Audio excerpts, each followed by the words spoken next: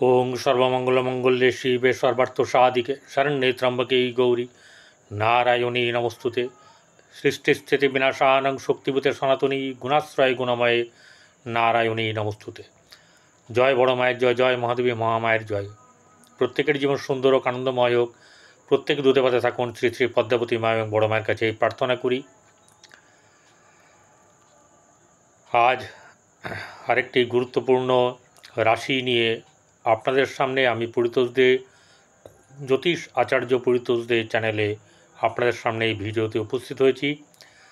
প্রত্যেককে স্বাগত জানাই, প্রত্যেককে ধন্যবাদ জানাই যারা আমার সঙ্গে আছেন, যারা আমার কথা বোঝেন, ভিডিও দেখেন, সাবস্ক্রাইব করেছেন, লাইক করেন, শেয়ার করেন, প্রত্যেককেই আমার তরফ থেকে অসংখ্য ধন্যবাদ জানাই।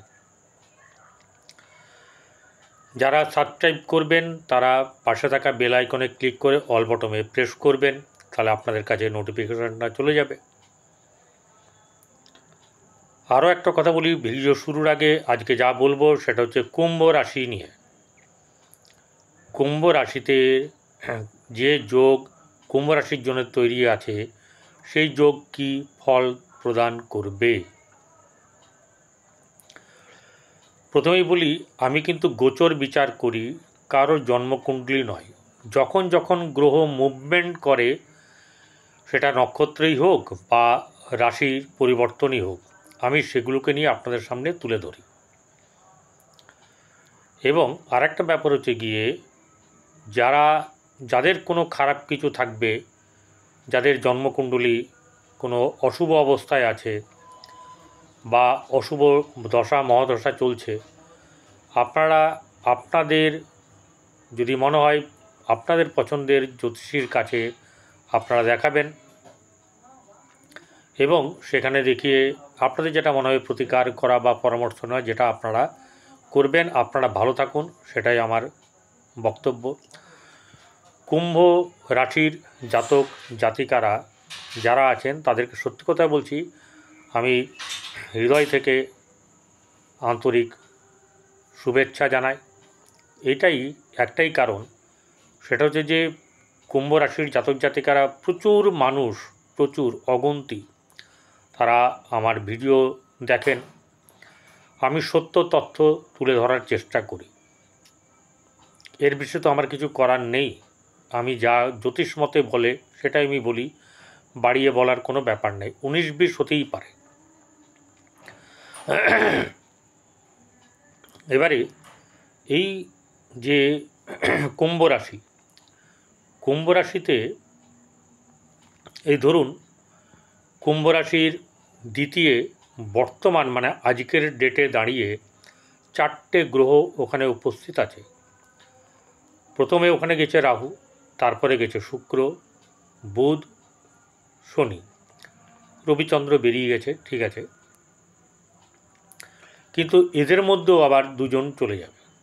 সেটা 7 তারিখে চলে যাবে হচ্ছে গিয়ে আপনার বুধ চলে যাবে মেষ রাশিতে, আর ক্লকওয়াইজ ঘোরার জন্যে রাহু মীন রাশি থেকে চলে আসবে 18ই মে।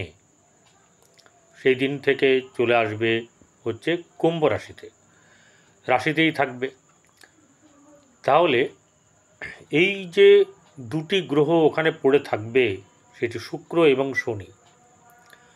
দেখুন, নানাভাবে ব্যাখ্যা করা যায়, কিন্তু শুক্র এবং শনির মধ্যে বন্ধুত্ব আছে, কিন্তু তাদের কার্যকারিতা আলাদা ধরনের। যেমন ধরুন, একজন ফোর্সে কাজ করে আর একজন হয়তো দোকানদারি করে, দুজনের আকাশ পাতাল তফাৎ, দুজনের মোটিভ আলাদা, দুজনের পছন্দ আলাদা, কিন্তু মানসিকগতভাবে মিল থাকতেই পারে। এবারে যেটা হচ্ছে গিয়ে এরকম ধরনের ব্যাপার, শুক্র হচ্ছে ভোগ বিলাসের কারক গ্রহ। যত সৌন্দর্যের জিনিস, যত যা কিছু আছে, সব কিছু হচ্ছে গিয়ে বেশিরভাগ হচ্ছে গিয়ে আমরা দেখতে পাই যা সুন্দর, সব কিছু যা ভোগের, সবই শুক্র।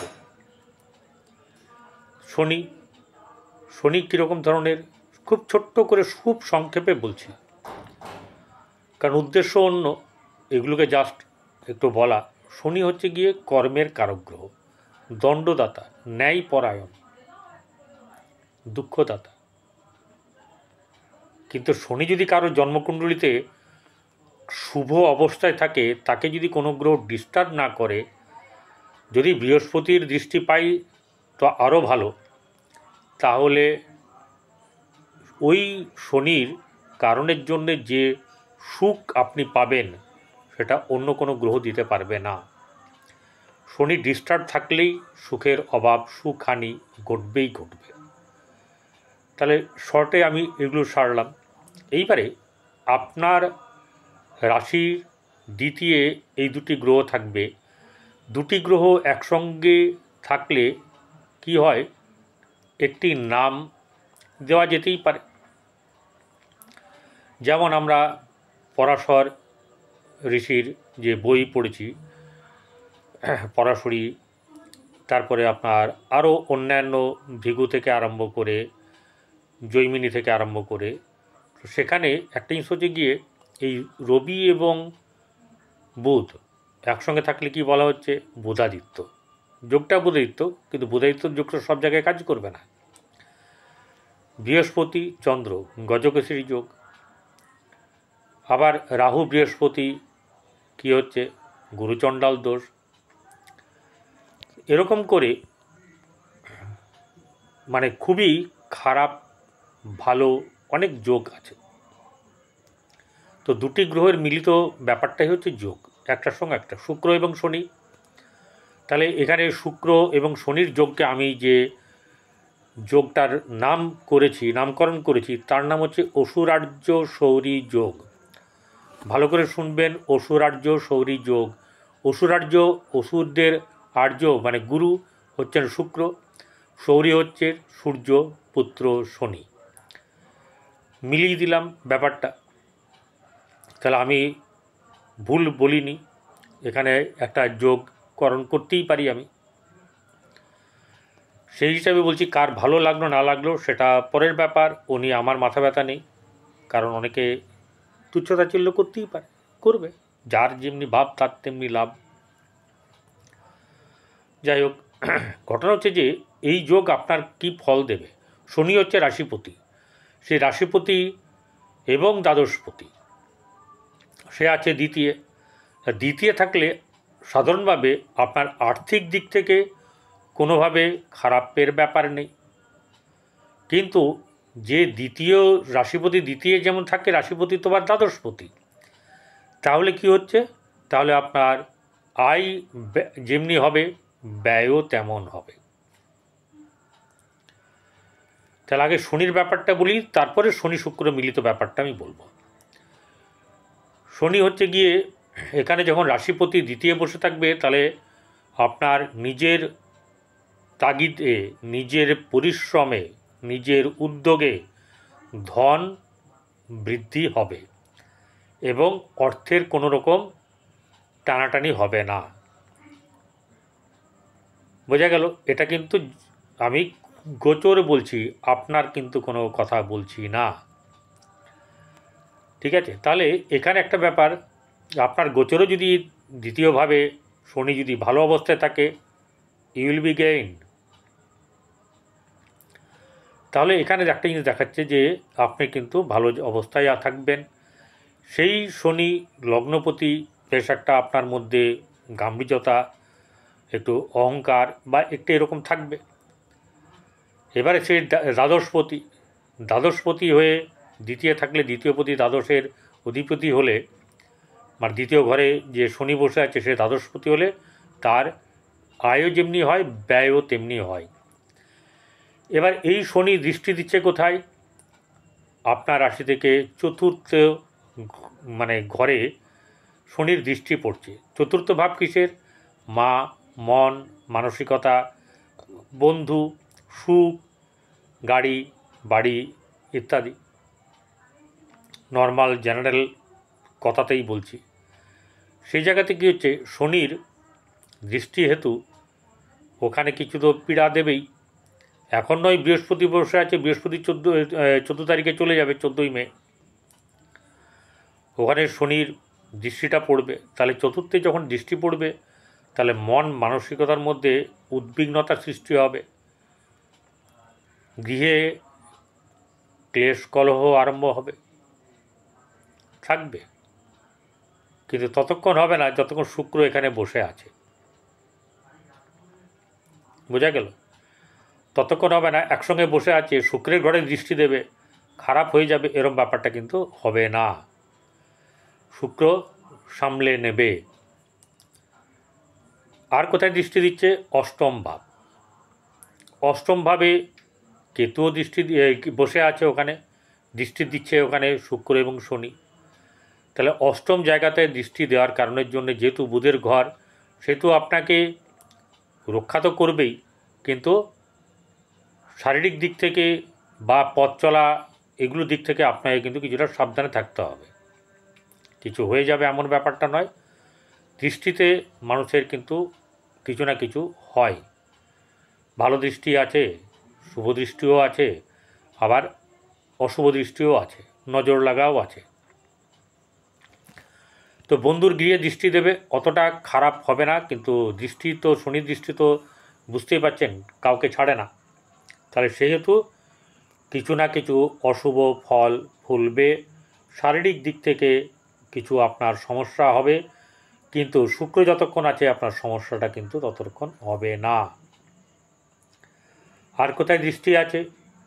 আর দৃষ্টি হচ্ছে গিয়ে আপনার এই ধনু রাশিতে। ধনু রাশিতে দশম দৃষ্টি আছে, তাহলে আপনার একাদশ পড়ছে এই রাশি থেকে একাদশে। একাদশে শনির দৃষ্টিতে, বৃহস্পতির ঘরের দৃষ্টিতে কী হচ্ছে, শনির এরকম ব্যাপার নেই যে অমুক দৃষ্টিটা শুভ তমুক দৃষ্টিটা শুভ নয়, এরকম ব্যাপারটা নেই। তো একাদশে দৃষ্টি দেওয়ার কারণের জন্যে সাফল্যের জায়গা কিন্তু এখানে আসবে, এটা বলে রাখলাম। দৃষ্টি দিলেও আপনাদের সাফল্য আসবে, সাফল্য পাবেন। এবারে শুক্র হচ্ছে এই ঘরের থেকে চতুর্থপতি এবং নবমপতি, অর্থাৎ রাজযোগের কারক শুক্র। সে বসে আছে দ্বিতীয় তুঙ্গভাবে। সবটাই রাশির মানে পুরোটাই তুঙ্গ নয়, কিন্তু তুঙ্গ না থাকলেও বাদবাকিটাও কিন্তু বেশ শুভ থাকবে। তবু শুক্র যতক্ষণ তুঙ্গ আছে ততক্ষণ আপনাদের এই জায়গাগুলো, চতুর্থের যে জায়গা এবং নবমের জায়গা, কেন্দ্রপতি এবং কোণপতি রাজযোগের কারক, আপনার ভোগ বিলাস কিন্তু বেশ ভালো মতনই চলবে। আত্মীয় স্বজনের সঙ্গে সম্পর্ক খুটখাট লাগলেও তা বেশ ভালোর দিকেই যাবে, এবং গৃহে শুভ অনুষ্ঠান হওয়ার সম্ভাবনা থাকবে। এইসব ব্যাপারগুলো কিন্তু হবে। এবং শুক্র আপনার এই যে চতুর্থ এবং নবম, তো চতুর্থ হচ্ছে ঘর, গৃহ, মন মানসিকতার ব্যাপার বলেছি। তাহলে শনি যতটা খারাপ করার কথাটা ততটা খারাপ করতে পারবে না। আবার নবম ভাব ভাগ্যভাবের অধিপতি, তার শুক্র এখানে কিন্তু ভাগ্যকে বেশ ভালো বৃদ্ধি করবে এবং বর্তমান সময়ে অনেক উচ্চতায় নিয়ে যাবে। বিশেষ করে যাদের মহাদশা অন্তর্দশা ভালো চলছে এবং জন্মকুণ্ডলী ভালো, যাদের আরেকটু খারাপ তাদের কম যাবে, এরকম করে ব্যাপারটা কিন্তু হবে। এবার শুক্র এবং শনি মিলিতভাবে আছে। শুক্র এবং শনি মিলিতভাবে এখানে থেকে আপনাদের যেটা করবে, আর্থিক দিক থেকে অনেক উচ্চতায় নিয়ে যাবে। সব খরচ হয়ে যাবে এমন না, তবে ভোগ বিলাসতার কারণের জন্যে খরচ হবে, খাওয়া দাওয়ার জন্যে কিছু খরচ হবে, অর্থাৎ খাওয়া দাওয়ার জন্যে ভালো কিছু খাবার, সেটা শুক্রর কারণের জন্যেই হবে। যেহেতু এখানে তুঙ্গ আছে, বল প্রাপ্ত হয়ে আছে, কিন্তু এরা আবার কখনো কখনো নিরামিষও খাবে। যাই হোক, আলটিমেট কিন্তু এই দ্বিতীয় ভাব আপনাদের জন্যে ভালো। ধনভাব, আত্মীয় স্বজন, পরিবার, এগুলো কিন্তু বৃদ্ধি হওয়ার এবং শুভ হওয়ার ক্ষেত্রে শুভ লক্ষণ প্রাপ্ত হবে।